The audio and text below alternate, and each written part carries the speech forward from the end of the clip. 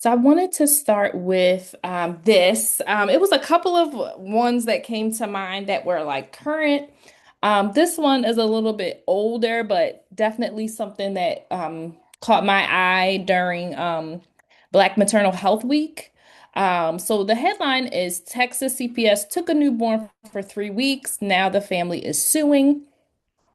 If we go to the next little part, it says 2 years ago, Tamisha and Rodney Jackson, newborn baby Mila was taken from them for 3 weeks in a nightmare scenario that gained national media attention.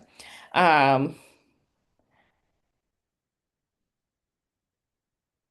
and let me go to the other one.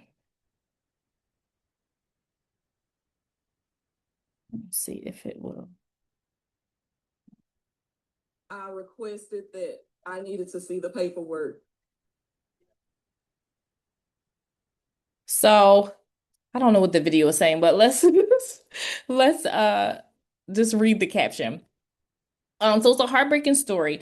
Days after newborn Mila Jackson's home birth, so it was a home birth, her mother took Mila and her two brothers on what should have been a routine visit to the family pediatrician. Instead, baby Mila was ripped away from her parents' loving care by Dallas Child Protective Services, and her father was arrested. That was that weekend. Mila's parents still don't know where she is or who is caring for her. She is less than 2 weeks old.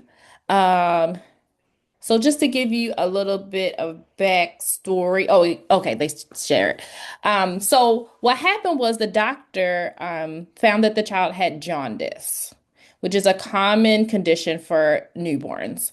And so instead of having the baby treated with the pediatrician, they took the baby to the midwife so that the midwife could treat the jaundice from the comfort of their home. Um, their pediatrician of 10 years reported the family to CPS because they chose to follow the care guidance of the midwife, but not, I guess, what the doctor felt was to be true or important. So as we kind of look at this, so the child was removed, and removed for 3 weeks, then returned. They sued, and the case was closed. The case was dismissed. There was no child abuse or neglect found. So I wanted to kind of just start with this, just start with some little kind of stories from the news, just because child abuse and neglect is so prominent everywhere. I wanted to kind of see what were your initial thoughts about this. I also have some reflection questions um, so that we can look at that. Let's see. Yes, here they are. So my first question is, what do you think? I have so many questions. But if you're looking for an actual thought, I kind of have a feeling that the midwife probably was like homeopathic type of services. And I know Mhm. there's a lot of medical doctors that don't believe in it. I've seen it before where they've gone to extreme lengths of like trying to report, but I've seen it where, like at Holy Cross, I've seen like the social workers shut it down. Like, you can't tell a mom, yes, the baby is being treated, blah, blah, blah. Personally, I don't know. It's just weird about the 10 years thing. I just feel like there's something else that's not being talked about, but I probably think Okay. it's um one of the main things. He just didn't agree with the different maybe non-medical, like non-medicine treatment. Mm-hmm. Yeah, this is I didn't see whose hand was first, but I'm gonna say Essence just on my screen first. So I agree with Amberly a lot because I know even though people might have had a relationship with somebody for 10 years, pediatrics or whatever the case may be, after a certain amount of babies, some people start to think differently regarding their health, especially women of color. we do things a little bit differently sometimes, Mm-hmm. considering how we've been treated in the medical field. So her Mm-hmm. wanting to follow the midwife's teachings on what to do with her child, if it was more holistic or anything like that, and it was feasible for her, Yeah. that was one thing. But also, the doctor mad because she lost business. Like they lost a committed customer, but you really weren't in the interest of that child, to be honest. That's how I feel.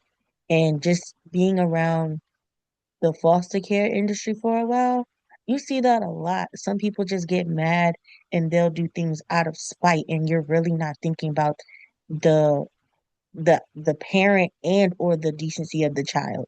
It's just because it looks like X, Y, and Z, but you don't know the true authentic story of what was going on. Had the doctor have really asked and listened to the parents, then the child would have still been home. But because the parents actually advocated for themselves and did what they wanted to do, it wasn't good enough for the doctor because they had a 10-year relationship. Who cares about your relationships? Things grow apart. So that's just my little tidbit. Yeah. Thank you, Essence. Becky? This is making me think about the difference between um, reporting as a social worker and reporting as a doctor, where, like, you know, I think most of the work you're doing, if you're like in clinical social work, is it, of course, it depends. And I know you're all in different field placements, some will go to different places, but it's less likely to be perhaps like life threatening, you know? I mean, obviously, we know there's a lot of ways that it can be, but thinking about like these gray areas that we have, and I wonder, like, for doctors, how much they think about gray areas or not, because their field is, in general different, and their license, it reminded me of that because I know now I don't, of course, know very much about this, but like why the baby had jaundice, but I do remember reading myself like about how common that is in babies. It's just one of these things that like I can't remember what it is exactly. I have a child, and she probably had like a tiny bit of it, and I remember reading like it's really really common. Um, they are, doctors look out for it because if it gets to this point, which like it never does, then it can be life threatening. But it's like, so much of medicine is just all about like worst case scenario and like, okay, you may have like been given this thing that then like affected you for the rest of your life, but at least you didn't die. Like that's a lot of that, I feel like, in the medical field. So there could be that's why it made me think about, yeah, the difference between like reporting and losing your license in the two different fields. Yeah, great point. Great point. The perspective of a medical professional versus the social worker. I think that's really important. Thank you. I think I saw, hold on. Tarina. Yes. So I think in this case, it was important for, the parents, they choice. So they chose a holistic approach over like the institution or for the child to be treated by the doctor. And I mean, I can understand if there was no treatment at all. And but the Hmm. child wasn't being treated. So I think it was a matter of just what the doctor's choice was, which I felt like was unfair to the parents. So All right, very good. Let's go with Emma. I'll do Maya and then Mickey. Go ahead, Emma. So my first two thoughts were I don't know enough about jaundice to know how serious it is and how urgently it needs to be treated. So I was looking Okay. that up. And then I was also looking up the timeline of their case because I was like, okay, did they have, I'm thinking, okay, worst case scenario. They are treating the baby per the midwife's instruction. And then the baby gets worse and worse and worse and worse and worse. And then at the last hour, they decide to bring her into the pediatrician. That's not the case. I mean, they were treating the jaundice almost immediately with the midwife and then took the baby to the first wellness checkup. Like they were doing what everything points to as like what they should be doing. Um, I think that I think the one thing that sort of in terms of looking at it from the point of like jaundice, like I'm familiar with jaundice, but like I'm like to what level is a doctor looking at that and going, "Oh my God, this is serious." So this one article about them found that the bilirubin levels were 21.7 milligrams, and anything over 20 milligrams would mean that the baby needed treatment in the eyes of the doctor. So I think it's already been said, but he's looking at his medical knowledge and his medical license, I guess. And if something were to happen with that child, um, then he would be looked at, I guess, because he had examined the baby and stuff. Um, then this is my last thought. Um, it sounds like from there it escalates so quickly. Like the police are being called, and he had been contacting them about a bed at the children's hospital. Like, I think this doctor thought he really was doing a thorough due diligence, and he was so blind, though, because I think in a case like this, it's like that escalation was just very quick, especially when the parents were showing protective factors in that, like you went to the child's checkup, you're in contact with a midwife. Like it didn't sound like they were saying no to the doctor's treatment either. I don't see that here. If the doctor was saying like, here's how we can treat it if you want to be at home, this is what or if he was trying to collaborate with what the midwife's instructions were. So the escalation for me is where it really is like, well, that got so hairy so quickly. And yeah, I think probably more people know more about jaundice than I do, but from what I understand, it's not the type of illness that's like, oh my gosh, overnight the baby's like gonna die.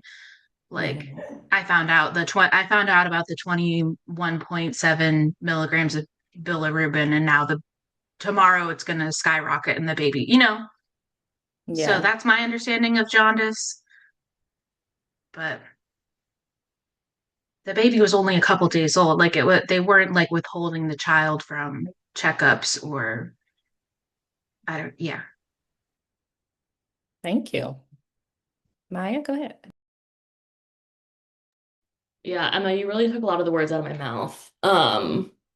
I think that like working in a hospital setting, doctors think that CPS is like they can wave a magic wand and it's always good for the child and they're always going to do the exact right best thing for the child, which is exactly what the doctor wants to do. And you see that like play out in a lot of different ways. So it's often like doctors not like overreacting, but doctors wanting to like call CPS or wanting a social worker to call CPS, like when people who have like actual experience and training, like social workers, in child welfare and child protection are like, no, we have other avenues first, like yada yada. Or they're like, we're going to call CPS and they're immediately going to remove the child from the home. And not only is that immediately going to happen, which like much of the time it doesn't, but that's not always like the best thing for the child. And they just have a real lack of understanding of how even if the situation for a child is not ideal, like removal and the trauma of that for the family and for the child is something that we should be taking into account. And they just do not get the training. They think CPS is magic. They're like, well, just we'll call them to be safe. And it's like, no, like that's like, it's not how it works. It's going to be traumatizing. We had like a case come in today on the onc floor where a we found out that an anonymous like medical neglect report had been made. And we were trying to figure out like how to deal with that. Um, and like where it was in the process. And it was just, so we see this all the time, especially with medical neglect. And I think that there are so many other steps before, especially calling the police, which is, you're right, Emma, that's crazy. Um, but like so many other steps, even like within CPS, but like before CPS gets involved, of like trying to get parents on board with like the necessary medical treatment in ways that are not really, really harmful and like carceral and punish parents. Um, but doctors don't get that training. They don't get any of this, right? They need so much more. And they always want to be calling CPS. And the social workers are always like, no, in my experience.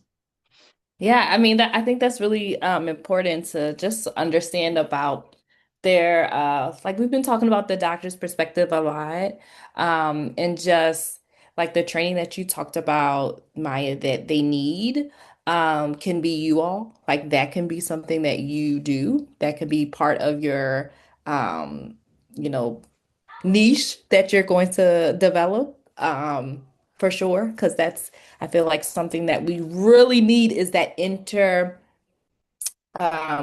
disciplinary collaboration, because we collaborate so much, but there are just so many things that we kind of do and are trained in, that maybe some of the other disciplines don't have that type of training. So I like that. Mickey?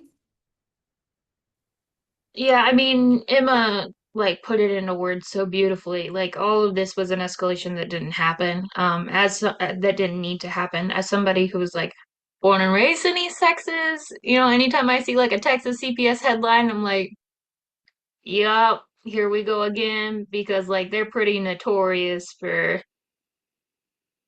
not being the best.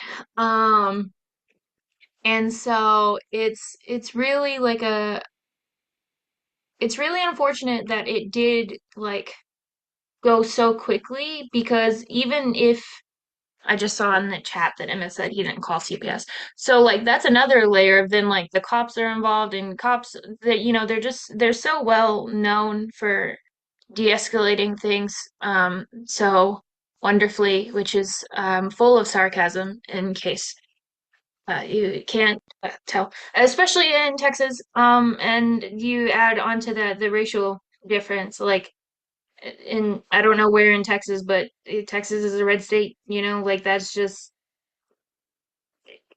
it's unfortunate, and the statistics are not in their favor whenever it comes to equity of services, equity of treatment. And there's like Emma said, there was such a jump. It should have been like a hey, what is this treatment? And like if he's really questioning the validity of the or she's really whatever, the doctor is really questioning the validity of the treatment, they could be like, yes, and if that isn't working, these are the signs that that isn't working. And if that happens, like, please come back to me so that we can work out next steps. Not, I'm going to call the police. Now dad's getting arrested. Now CPS is involved. Now there's another black child in the foster system for however long. Like, that was just such an escalation of things that did not need to happen under any circumstances whenever there were so many steps that it could have been resolved. I try very hard to give the benefit of the doubt, like Emma said so beautifully and what they said, but like it was just so unnecessary. Thank you so much. Melissa? Yeah, I just kind of was thinking out about this because I worked at Children's Hospital for over 11 years as a family service associate and family immigrant health coordinator, and like literally I always joke that I was like the social work department's Oompa Loompa because I signed and spoke Spanish. But actually our experience was different.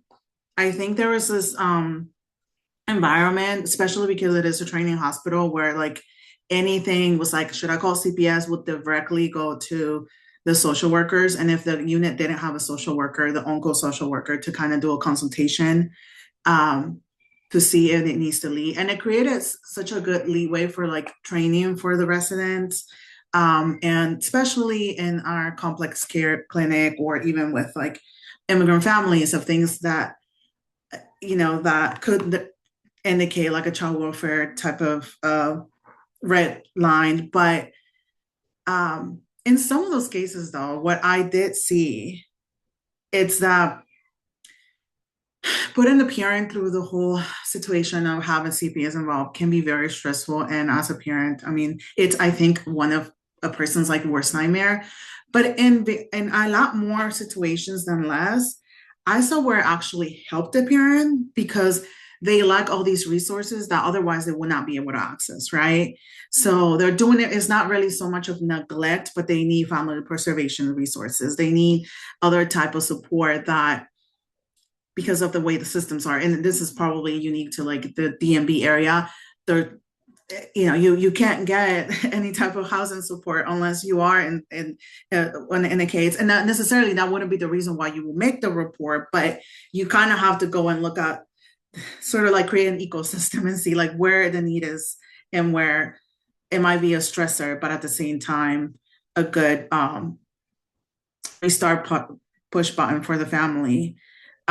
If anything, the barrier sometimes was also getting CPS to take those cases where they weren't so severe, but they were so constant and repetitive that I can really think of a parent we had who had special needs themselves, a parent. So they really weren't able to take care of this extremely complex trait kid. But there wasn't any neglect happening just yet, but like, oh yeah, give him his meds. Oh, how much you give him? Like 3 times the amount that the kid was supposed to get, right? So again, it was one of those things where we really tried to form a case because they needed the support. So eventually, after years, literally almost 4 years, the case was taken, and that mom actually ended up getting a person, a nurse that not for the child, but like for her that will help her gain some skills to better care for the kid. So just want to like kind of diversify the other experiences by sharing that. Yeah, thank you so much. And I welcome all of your experiences because they're so valuable to this space. So thank you so much for sharing all of the experiences. Um, and also just that different perspective of just how cases come in and what we do with them is definitely something that we will hit tonight for sure. Go ahead, Cassidy. Sorry, I agree with what everybody's saying. But I also just want to like bring light that CPS, DSS, they chose they decided to take the infant for 3 weeks. So like they also decided to take on the case where they could have ruled out.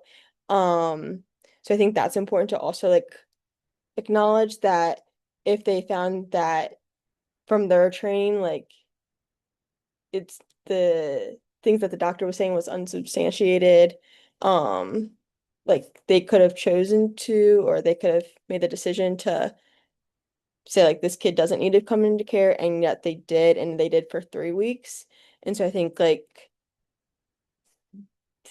that they need to acknowledge on their end, like, yeah, we messed up. Like we shouldn't have taken this kid, and like I think we don't need any more kids in the system. We have enough kids in the system. Like we don't have enough people to take care of kids who are, in there. So, and when we have loving parents who want to take care of their kids, like why are we going to take them away from their family? So I don't know. That was just my little spiel.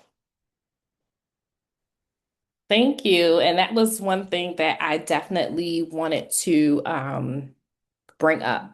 So as you can see, I don't have a drawing, but as you can see, there are different points where a case, where we can intervene on a case, right? So we could do some points of intervention in terms of mandated reporters, what are you reporting? Right? We could focus on that. But also, as Cassidy brought up, it really is on CPS. It really is on the child welfare system because although we would love for there to be a little bit more control of the types of reports we get, we also know that so many things may go underreported and so many things. So it's really a balance of how do we address overreporting? How do we address underreporting? But also, how are we dealing with these reports? So the fact that they removed the child and arrested the dad, and I definitely think that that had to do with kind of the way the case came in, right? So it didn't come in from the doctor, it came in from law enforcement, right? So when they did the welfare check, having this information that they already had, did they do their due diligence in terms of getting more context? No, that's not their job, right? Their job is not to get more context, right? Their job really is to say, okay, let me assess, is this a law that's being broken? Is there the child that's being in harm's way. And when you get a report from a doctor, that holds a lot of weight. It holds a lot, even with the child welfare system, as you can see, how this kind of matriculated, it holds a lot of weight. So I also want you to think about that, about who is making the report, um, and then kind of like how it came in. If it would have come straight from the doctor to CPS, would there have been this escalation? Maybe, maybe not. It just depends, right, on who took the call, right? It depends on who was behind the phone at the time.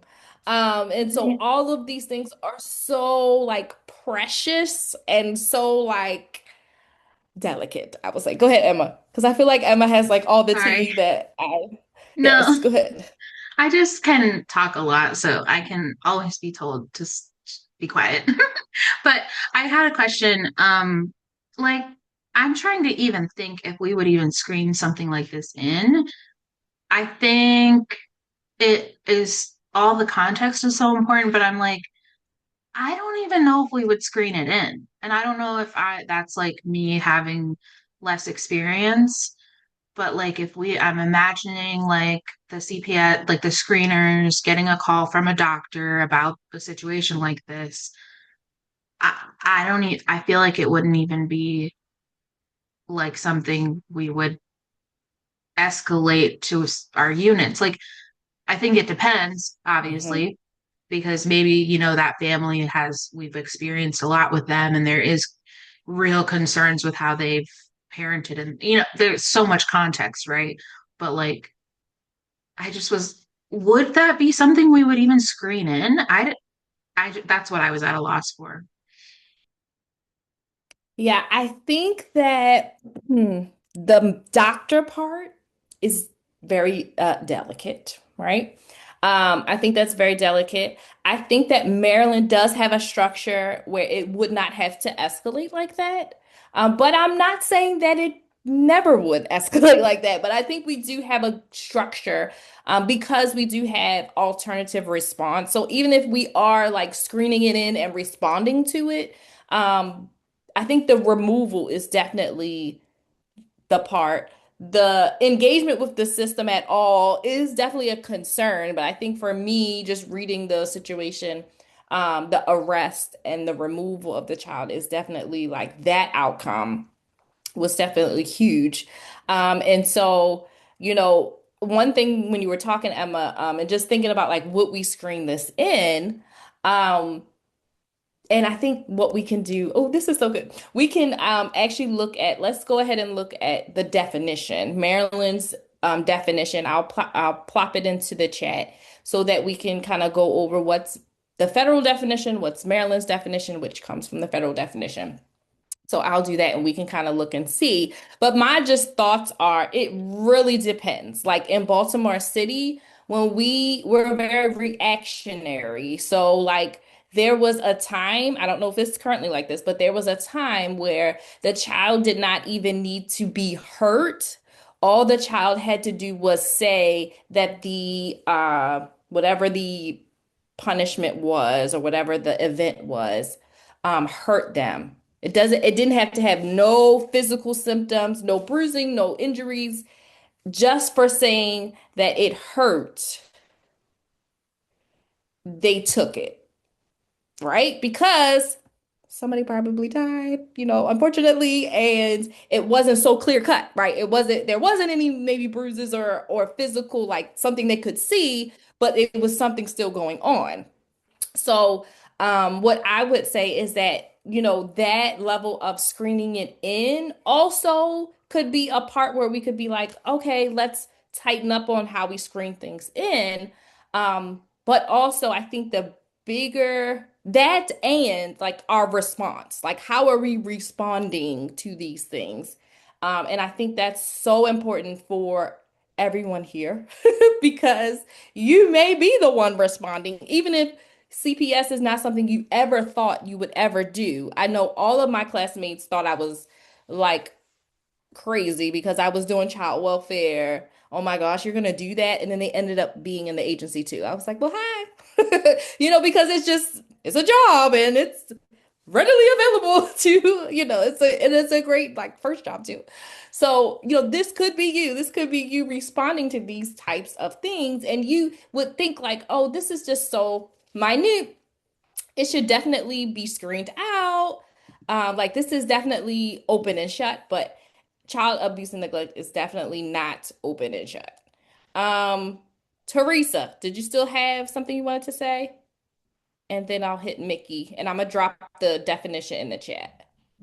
It was a quick kind of unrelated thought or related to the article. Okay. And this also may be kind of standard across CPS units. I don't know if it's just a Texas thing or if this also happens in Maryland. But reading through the caption, and I guess one of the big reasons why they're suing, just thinking of CPS like as a system and how like it can just undermine parents' rights like long term. The whole unable to determine classification that they mention, and how even though, because originally, um, like when they initially, CPS had said, sorry, I'm really rambling. CPS had said there was reason to believe, and then when they changed it to unable to determine, um, it's still, yeah, I just didn't realize that that could then be used against the parents like later on. So because of this whole Mm. issue, and I think I assume that that's why they're suing, but that it's something that stays with them, and the fact that that classification exists, and that parents don't always have the right to appeal, like I don't understand why that option would be Mm. present. Yeah. Yeah, it's a lot of effects, right? So this what seemingly I'm sure the doctor had great intentions, hopefully. That the doctor had great intentions. They just wanted to make sure the child was okay. Um, and was like maybe just I don't know. We're not really sure what the doctor was thinking. But even that, just the ramifications, the effects, how this could impact a family, like so many levels. You can see there's so many levels. Like obviously, this appears to be very extreme, right? Because it's an arrest, it's a removal, like But the fact that how we kind of do things, the way that we do things is for what we want is the safety of children, but it just can have such a grave impact to families for just having that call, for just that call coming in. It's just such a great impact. Mickey, I saw your hand. I just wasn't sure if you still had something that you want to say. Yeah, it was just a comment on alternative response. I do think that Maryland would handle this at least a little bit better, I would hope. But you also have to remember that like we are looking at it at a different state. So Texas didn't get anything like an alternative response until after COVID. Technically, they have a family preservation-ish kind of thing, but it's not really used. It's kind of a name, like, so that they can be like, we're doing something, but it's like nobody knows what it is or where it is or what it does. So, like, it's, I am so blessed to be in a blue state now because, like, the difference between like CPS and child welfare. Yeah, in a red state to here is like so like there's so many cases like of stuff that happened to like friends growing up, right? Where there nothing happened. And then there's some cases where like the parents would be like physically abusive, like hitting kids with belts and pipes and stuff. And the cops would come and be like, that's their right. So it was very Yeah. inconsistent and it's so like it's there's always improvements to be made, but also I do think it's important to kind of acknowledge that Maryland and other blue states, despite still needing to go a ways, are already so far ahead, which just shows how far behind all the other states are. Because if we have a ways to go, like, then the red states that didn't even have an alternative response until after COVID have a lot longer of a way to go. And there is no continuity across the board. Yeah. There were some people I knew who like they would go to a different state so that they had a better chance, especially the dads, because like Texas was like very much like a mom custody state. If the parents split, the mom got custody. It did not matter if the mom was very unfit, she got custody. So there were many people who they would get divorced and the dad would take their kid to not Texas to be able to prove that they are a more fit parent because Texas just won't. They're like, I don't care, you didn't birth them, so have a kid. So it's just like we always have to be cognizant of that when looking at other states' travel. Yeah, and I was gonna say thank you so much, Mickey. Not even each of the states, and I really appreciate what you said about alternative response, policy versus like actual execution and actually implementing something. And I would say that even the jurisdictions, each jurisdiction is gravely different. For instance, and I probably said this last week. I feel like I said it recently, but I'm not sure who I said it to. But I worked in Baltimore City, and anytime a family moves to Baltimore City, the case gets transferred to Baltimore City, no matter where the actual neglect and maltreatment actually happened. With substance exposed newborns, the maltreatment, of course, would be like at the hospital typically, because that's where the report comes in. So anytime they move, they just immediately they just transfer it. So I got a transfer case from Baltimore County. She tested positive, I believe it was cocaine at birth, never got her child removed. And she tested more than once, positive more than once. The agency stayed involved the entire time, but she never got her child removed. And so in Baltimore City, we do things a little bit differently. Now we might be different now because that was like 12 years ago. But we just had a style of we didn't play about them substances, okay? That illicit substance, we didn't play. We made sure that child was safe. And we did that by removing and then we put them back later, right? So every jurisdiction has a different way that they're going to execute these policies, right? So we do have a universal definition. So that's the first definition. Any recent act, okay, that's abuse. The act is the abuse. The failure to act is the neglect, right? So when you do something to a child, either sexually or physically, that's abuse. When you do not do something you're supposed to do, that would be neglect, right? Medical neglect that falls underneath of it, but it could be lack of supervision, right? Not supervising the child that is in need of supervision to protect them, right? It could be Um, Educational neglect, right? Not giving them the care in their educational needs that they need also could be very gray, right? That could be very gray. So, it has to be a parent or caretaker, and it has to result in death. We hope it doesn't get that far. Serious physical or emotional harm, sexual abuse or exploitation, or if it's an act or failure to act which presents an imminent risk of serious harm. So the first one is like it's really bad, and the second one is like it's not bad yet, but I feel like it's about to be. So that's like the two situations, if you will. So we have like an immediate emergent. When we saw the situation, it was definitely we need to intervene. Or even if it's like, maybe this might, and that might be the imminent risk of serious harm, what we talked about earlier about the 21.7 and, how fast does the jaundice like take a turn where the child would be like in a life or death kind of situation.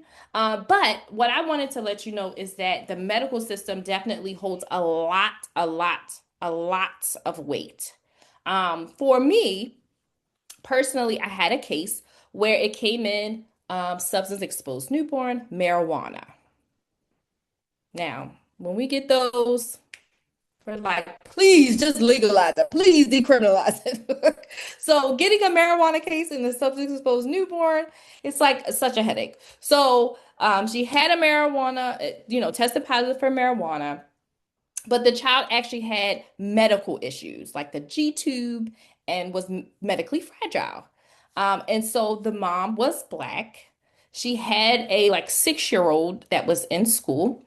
And when she came to the hospital, they said the medical staff said that she smelled like marijuana or like she had been smoking, which is an issue, right? Because the child is needing oxygen. So we don't want the child's oxygen to decrease because of the smoke, right? Or that's what they said was happening, or that's what they were like worried about happening. And then they felt like when she came, she slept, and then she didn't come enough. Like they felt like she should be there 24/7. And so the social worker, she's a social worker at this hospital, wrote like I'm writing you a 4-page letter. It was like a 4-page letter, okay, of why we should remove the child. So for me, I'm like, okay, culturally, there are some differences, right? Culturally, um, the hospital is the safest place for a baby to be. So, I mean, do I need to be there 24/7? That is really a matter of a difference, right? So we talked about that ideal situation, right? The ideal situation, or what I would do, what I want to be at my child's side every second, you know? Sure. But does that mean that the mom was bad mom because she wasn't there as much as they thought she should be? And when she came, she was asleep. Um, you know, so all of those things. So I'm talking to my superiors about this case, and I'm like, hey, there's nothing going on here. Like, there's nothing going on here. Um, but that social worker pushed so hard, and because it was so documented, like not even like really documented, but like because she put it in writing, it was almost like the agency couldn't ignore it. So they at least had to try to take it to the court and let the court decide on what should happen. And so the court was like, "What? No." So and then I had to still work with the family after all of that. Because in Baltimore City, when you have a case and it's like there's the less than 30-day rule, and plus it didn't go anywhere. Like let's say the baby had gotten removed and then they put her back like the next day or within 30 days, you still have the case, case continuity. So it was just a terrible and great situation. Every time I came to visit her, she had no words. Like she wouldn't talk to me. I would talk to the father or whoever else was there. I would see the baby and I would get out of there so fast. I'd be like, I blame my supervisor. I was like, it's her fault. I didn't do it. I told him not to do that. I tried everything I could, but it's still, it still was. So you see how the medical system really fights. That's so interesting because my supervisor always talks about how she had to fight the doctors to not call CPS because her mom wasn't at the hospital enough, in their eyes. Mind you, this was a 60-year-old mom, baby going through, cancer treatment. Oh, yes, cancer treatment. And she was working. Yeah. And even if she wasn't working, like even that thought, because my mom wasn't working, but the thought was, well, you're not working. Why aren't you here? What are you doing? You know.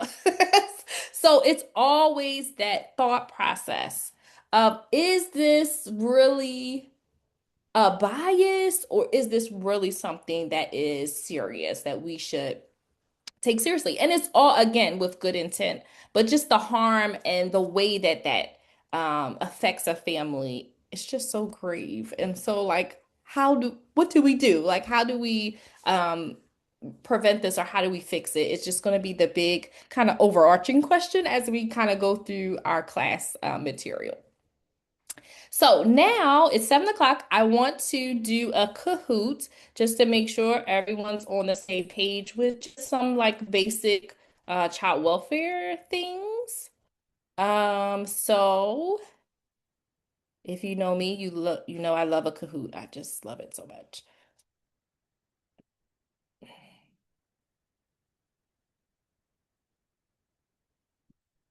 So I'm gonna put, yes, ready to join. I'm going to share my screen.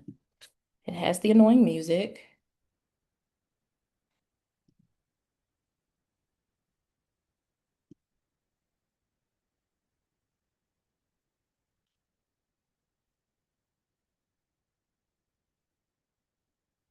And before we go, hold on 1 second. We have one more follow-up question.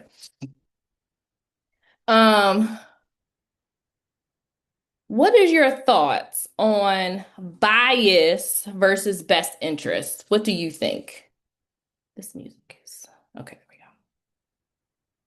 What are your thoughts? Bias versus best interest. How do you balance it? What do you do about that? Macy, I saw your hand. Oh yeah, sorry.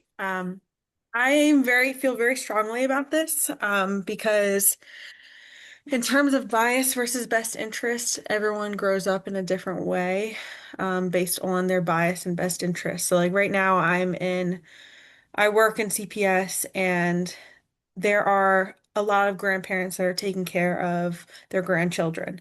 Um, and a lot of what they grew up on is like physical discipline is part of their what they grew up on. That's what they think is in the best interest of their child. Um, and our biases as social workers, especially like ones who don't believe in that, are like, okay, like that's not okay. You shouldn't be hitting your kid. You shouldn't be doing this and that. But in reality, what happens, because I think a lot of people react out of, and I think the people I work with right now are really great at actually taking a step back and like slowing down the pace of the way they speak to like the people that we're working with. But a lot of the times I think it's difficult for some people because their first reaction is like, this kid is not safe. When in reality, if you were to educate on not only like Maryland law and like what constitutes like physical abuse versus like the limits for physical discipline, when you educate from my experience so far, like I don't know what other people's experiences are, but from my experience so far, they're all like, okay, thank you for letting me know that. Like, that's something that I needed to know. Um, and kind of guiding them in the direction to veer away from generational trauma is a positive thing that we can do. Oops, sorry. Rather than like using our bias to say like, oh, this person is putting this child in danger. When in reality, like you just have to stop and take a second and educate, support the families that we're um, working with. So I feel really strongly about like bias versus best interest because they're not the same at all. Because our the best interest that I think no, yeah, the best interest that I think might be different than somebody else's, if that makes sense. Um, and so Yeah. that's where the bias like changes someone's best interest. I don't know if that makes sense. My words are making sense, but Thanks, Macy. Let's do Amberly. I think it's all bias. Um, I think there's just bias in everything unless it's like clear cut guidelines, 1 + 1 = 2 type of guidelines. I think it's all bias. Whether, I mean, like a lot of us know, no matter how hard we tried, there's always going to be some type of bias in there. It's just how we were raised, it's how we were brought up. And like Macy was saying, it's a generational thing, right? And it's probably why that doctor called CPS because what do you mean you're doing holistic medicine?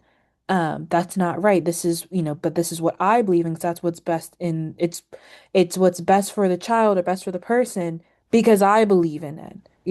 At the end of the day, you believe in it. So there is some bias out of fault. But that's all.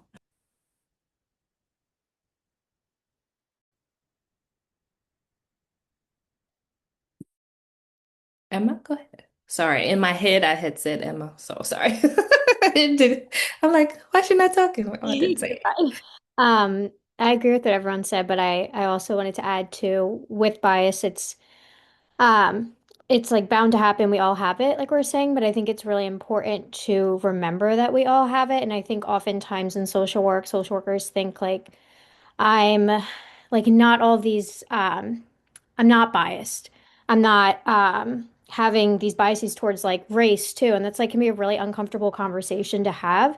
And I think oftentimes it's pushed back and it's not openly discussed. And in my placement now and my supervisor now is like constantly talking about it and like catches herself in moments of bias and like we talk about how it's normal but like it's that we talk about it and that we process it and you use that in supervision and get other perspectives and I think it goes for like cultural competence too. I remember learning about it and someone like whoever was teaching it was saying like you'll never fully be competent like in like cultural competence and that's like the normal because you should always be working on it and you should always be acknowledging it and I think it goes the same with bias too and I just think like everyone's saying it shows up so differently based on the person but that's like I think so big to use in just supervision or just talking about it and calling people out on it too because you don't see that much but also my supervisor is someone that like isn't afraid to be like well like no I think that's like unfair you said that and I think that's been like really interesting to see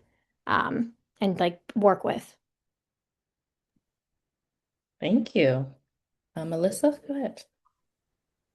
So I am trying this. Don't know if it's the right sort of leeway, but I heard a person told me that when it's evidence based, then it's less likely to be biased. But I disagree with that because I feel like I need to know evidence based on who.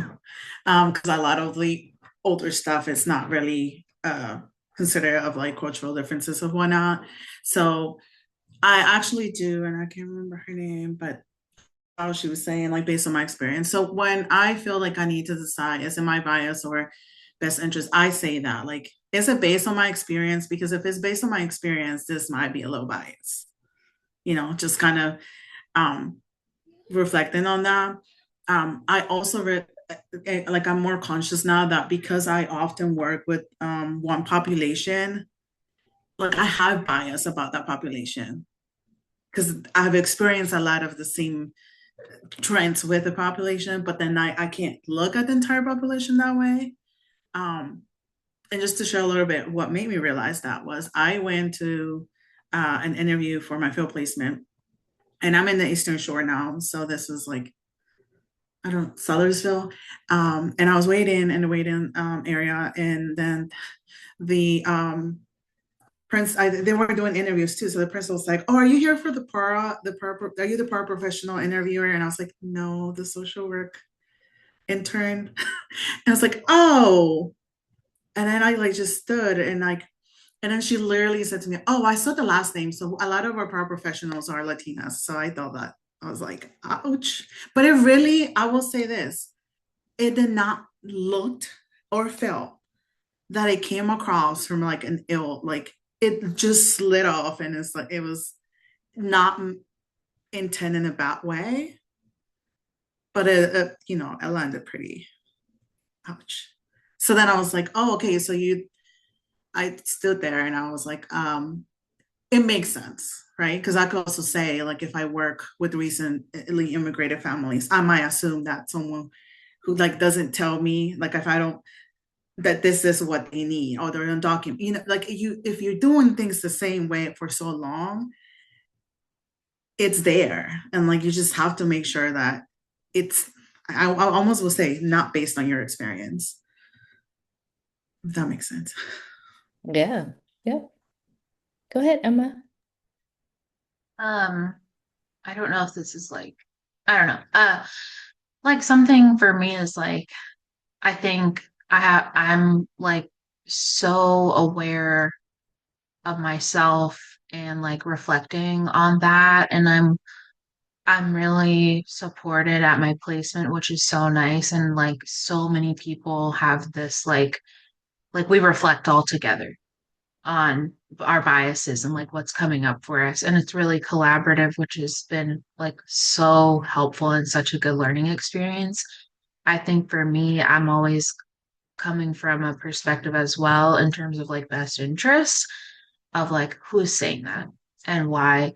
And because, like, for example, like we have some people who are like so on a level 10 freak out because of a dirty house. Freak out, that sounds mean, but like they're on like a level 10 about like, this house is dirty. Oh my gosh. Like, these kids are being neglected. And it's like, I get it. I'm not upset for with that person for having that reaction or that mentality, but I'm like, but who's saying that? Are you saying it because you are feeling that way or because there's like a system somewhere saying that or like a cultural norm somewhere saying that a dirty house means the kids are being neglected?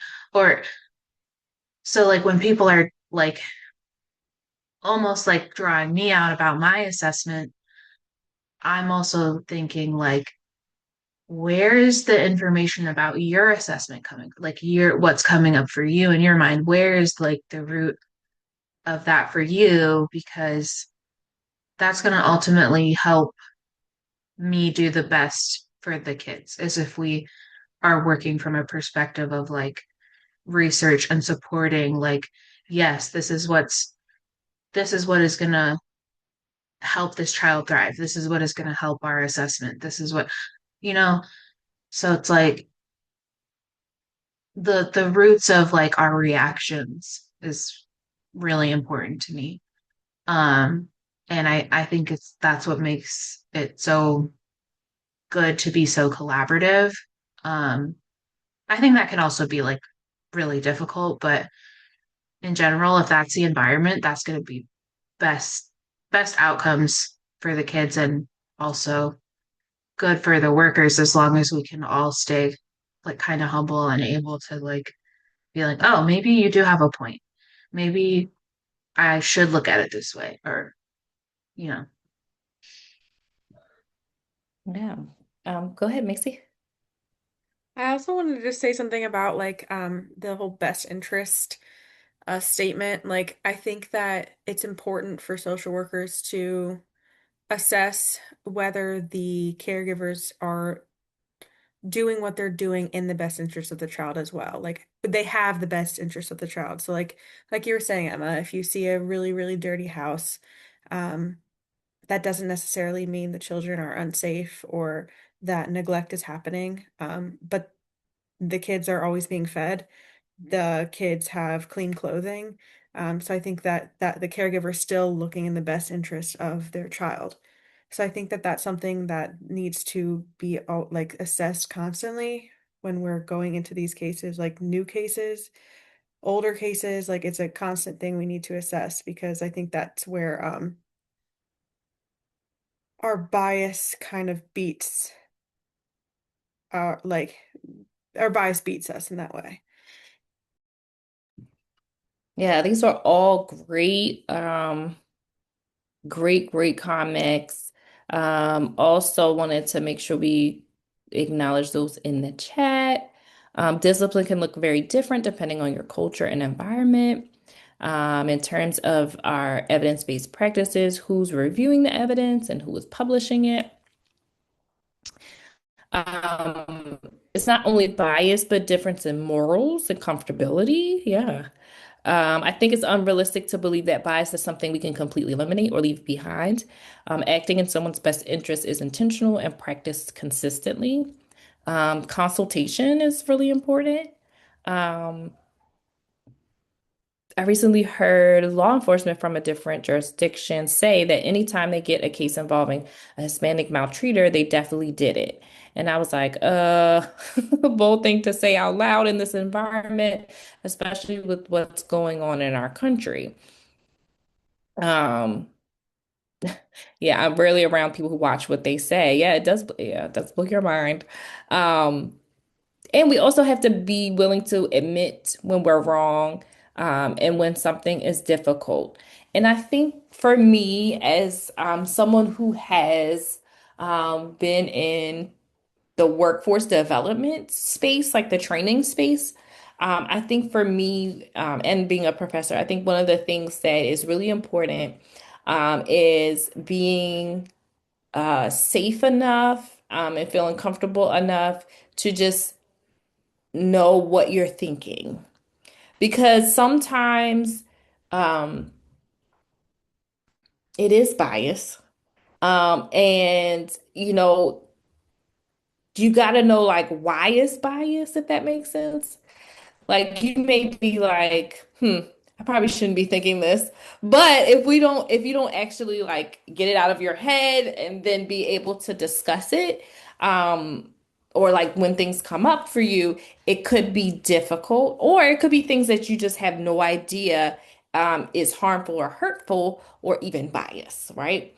And then I think what we talked about is knowing your biases is really important, like really getting to know them, really sitting with them.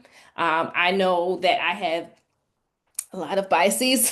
So I try to make sure that, I'm aware of them. And we're going to, in one of our classes soon, we're going to do the implicit bias test. I'm going to take it too, because it's always in the courses, but I've never actually taken it. So we'll take it together. And then I have a exercise. It's fun, but it also kind of brings out some of those biases as well, so that we can kind of talk about that more in depth. But it definitely is something that is a balance. It's something that we do have to intentionally make efforts towards. And sometimes we know it's bias and it's going to happen anyways because the system is just kind of like once you get sucked into the vortex, it's just like this is what happens with the case. Like it just, and you're like, no, come back. No, it's not that bad. And it's like it's already gone. So sometimes that does happen. But I think that the more and more that it's not only individual, but also systemic change happening or systemic efforts too is really important. Because sometimes as much as you can do, some things are just out of your control, especially if you're not like in an administration. It can be really difficult to have those types of decision making, but it definitely is ways that you can advocate for your clients for sure. Eve, and then I'll do Olivia. I actually recently experienced like a workplace bias, not directed towards me, but I just noticed it when we were going over like a company policy. Um, And the policy stated, it said male workers do not work with female clients. And then I guess I just like naturally expected the next policy to say like female workers do not work with male clients if we're like if it's going to be equal. Um and it didn't. And I was just like, that's, I don't know. I couldn't help but think that's kind of crazy that y'all wrote it out like that. Because to me, one, it makes all men look like predators. Although, like, I understand why that is there, it also like neglects the fact that like there are female predators. And then as like a female that's gonna oh as a woman in the field, I was like, this also just puts like everything on women.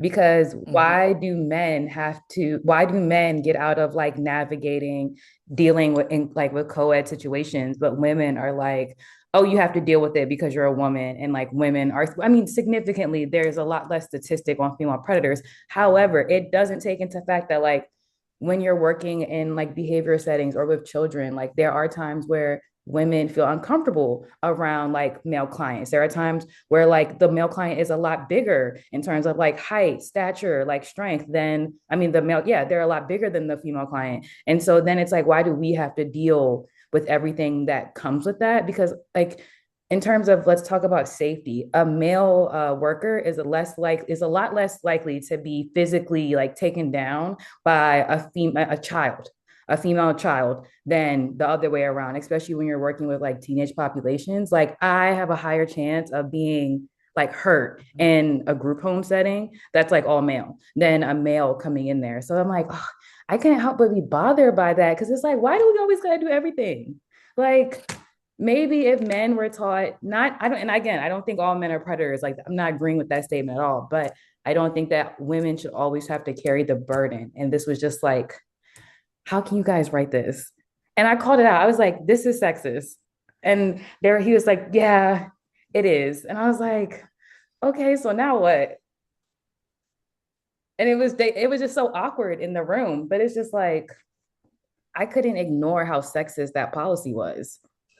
Like this, and this is in a social work field. I'm not gonna say where because like I'm not gonna like put my job on blast, but I noticed it, and I guess maybe it's the social work in me. And I am one of the only. It's like a starter level job in behavioral health, but I'm the only one actively pursuing like a master's of social work. So maybe like my perspective is skewed in like the social justice. Like, no, this isn't right. But I just couldn't help but just be bothered. Like this was 3 days ago, and I'm still thinking about it. Like I was driving to get food, and I was like, that was so sexist, but it was just mainly because it affects me too. Because like now women have to be the ones.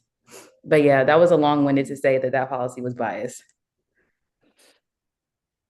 Yeah, that's a lot. And I think I agree with what was said. It doesn't consider people's gender identities.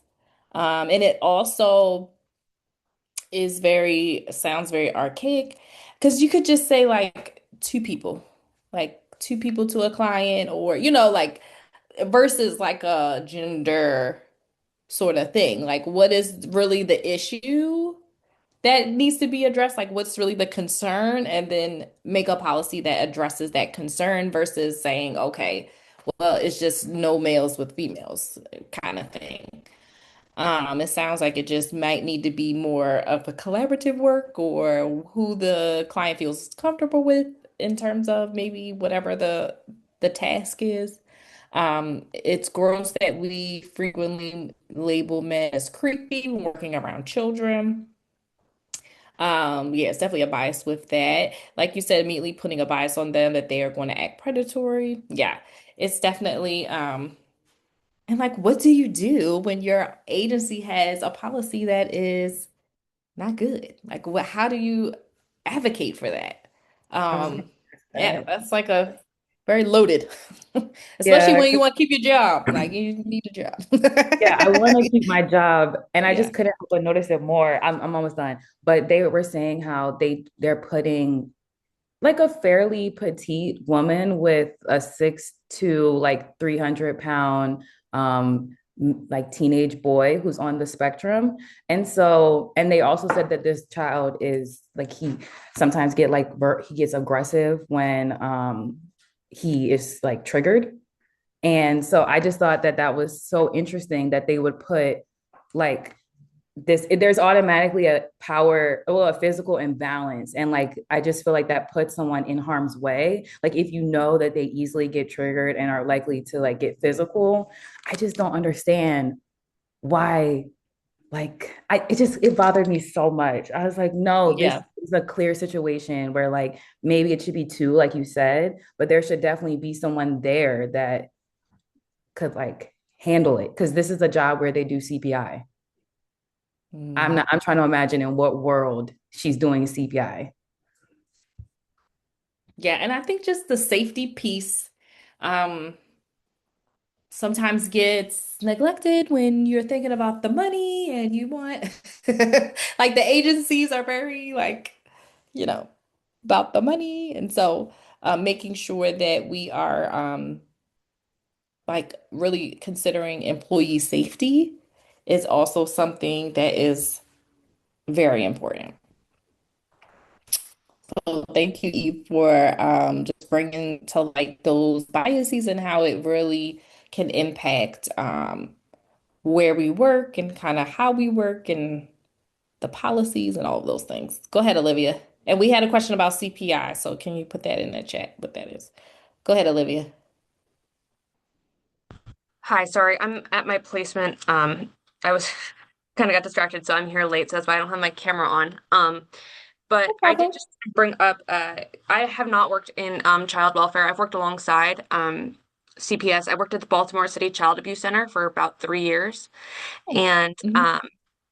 that was like kind of my first long-term job in the field, and I definitely realize now it's been about 2 years since I've worked there, and I realized like how much of impact that that job had on me and my own biases. Just because I started in a field and had been there for a very long time, working with very extreme cases.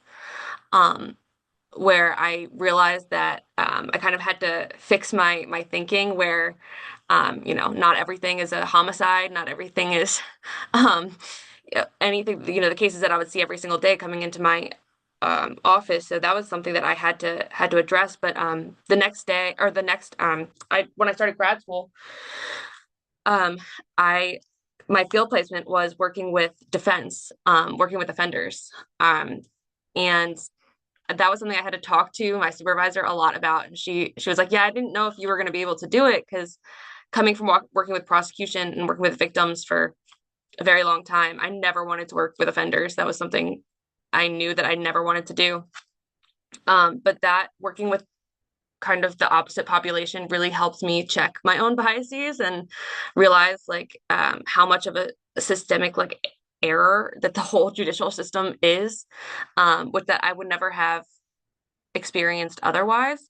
But I did make sure, I think my whole point is that it's important to like know your biases and know like how they're going to affect you and then what is best for the client.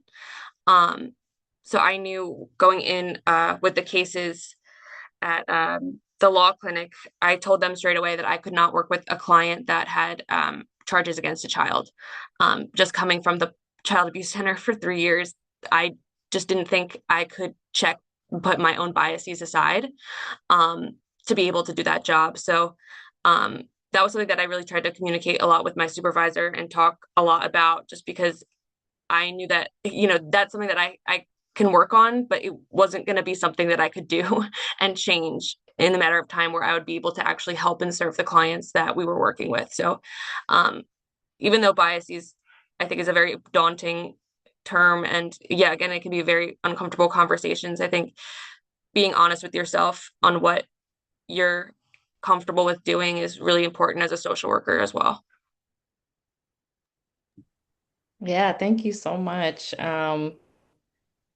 Yeah, that is a unique experience to work with kind of almost like both sides, and the kind of to see your perspective change for sure. And I can definitely appreciate wanting to have those boundaries and say, hey, let me make sure that I'm not biased in this area before you like pile on all the the kid cases. So that was good too to have those boundaries as well. Eve, go ahead. I actually had like a similar experience to Olivia last semester. I did my placement internationally in London, and I had to work at a all men's like mental health support facility. And like I've only worked with the babies since I was old enough to work, everything was like surrounded by children. I didn't even work with teenagers. So like to be in an all male facility and adult men, it was very intimidating for me. Like, I remember I was so worried my first day because I was like, oh my gosh, like, and I felt bad for thinking this way, but I think one, it just comes from like being a woman in society and like feeling like we always have to, like look over our shoulder and protect ourselves. Like, I get worried just walking at night. So now you put me in this building where it's like a bunch of men and they're all like 6'2" and older than me and stronger than me. And that makes me nervous. And I just was like so nervous to be attacked at work or like put in an uncomfortable position where maybe like they tried to be inappropriate. And none of that happened, but like I had all these like guards up and I was just ready to like I was always looking out for the door and I just never fully felt comfortable. But then towards the end, I definitely realized like a lot of it was more, society and in my head and lack of experience. But it did impact like the way that I started off because I just was like, no, I don't want to do that. Like, because I just was worried that something was gonna happen. So it's scary sometimes. Yeah, and I think it's good to also note like your experiences will also help with your biases. Like it's not, as we talked about earlier, it's not all going to go away. It's not all going to like magically disappear. But it does get better with experience, with supervision, if you make sure that it gets better. Like if you are aware and making sure that you're working on those things. Anna? I don't know if I'm being too particular about semantics with everybody talking about biases and us being in social work. Obviously, we want to be aware of them. It was before I got into social work that I listened to this American Life podcast that I will say was life-changing because I still talk about it. And the person was talking about a study they did on rats in the lab and how there was like a bucket of smarter rats and then a bucket of not so smart rats. And they were all put in the same maze and there was like, they measure how long it took, whatever, whatever. And of this bucket of smarter rats finished the maze like in, I don't know, 20% faster than the not smart rats. And it turned out that all the rats are the same intelligence measure. It was mainly to see how um what are the lab people, the scientists treat the rats differently. So them thinking, oh, this bucket of rats is supposed to be smarter, they were like gentler with them. They like put them down softer and all these things. And so the study was to try to show how expectations on something can change results in something else. And the podcast was talking like, okay, if we can have that kind of a measured effect on rats, how much more can we have that on people? So I think, like I think a bunch of us have already said, I think it would be an impossible feat for us to not have biases, because we experience life and we take in data points and we try to, plot new data points with those past learned ones. I think what I would try to endeavor to do is to not let my biases um, put expectations on somebody and for them to kind of like, for it to be like a self-fulfilling prophecy. If I'm like, oh, I'm expecting this parent to like not do well and, we're going to wind up removing their child. And then something in my behavior with that parent has any effect on how they actually act with me, with their child, whatever, like that's what I would want to prevent from happening. Um, So yeah, I think more than biases now, I think more about my expectations on somebody and if my biases are having an effect on those expectations, if that makes sense. Yeah, I love that. I love that for sure.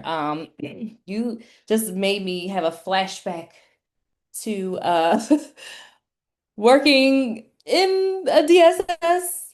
Yeah, you just literally everybody's expectation is what you just said. Like, oh, like I had a coworker who literally had the car seat in her car. And we'd be like, why do you have the car seat? You haven't even met the family. She was like, I'm definitely doing a removal based upon the case. Like, I'm doing a removal. I was like, no, you gotta see what's going on first. So it's you're going to be surrounded.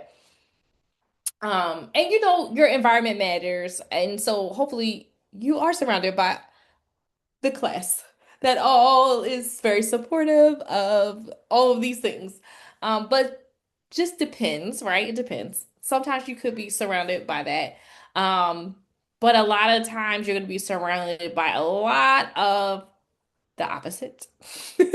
And so it's going to really be important for you to have that space. Um, and it could be right in this Zoom, like your person could be in this Zoom. But it's really important to have that space to be able to talk about those types of things and those really important things. And for me, although I wouldn't get that from my coworkers, to be honest, because they were very spicy and they did not have very good views of their clients. What did stick in my head is to make sure that my integrity was there. Like, I'm gonna do what I say. I'm gonna do a thorough assessment. Like all the things that I learned in school and in my internship, like they stuck with me. So I did wear jeans a lot. So, the dress code, I was like, screw that dress code. They said I could wear jeans if I pay $5. So I'm wearing jeans. That part, I was not wearing dress clothes. I was not. Who did you I pay told the my $5 to? the The jean morale police? committee.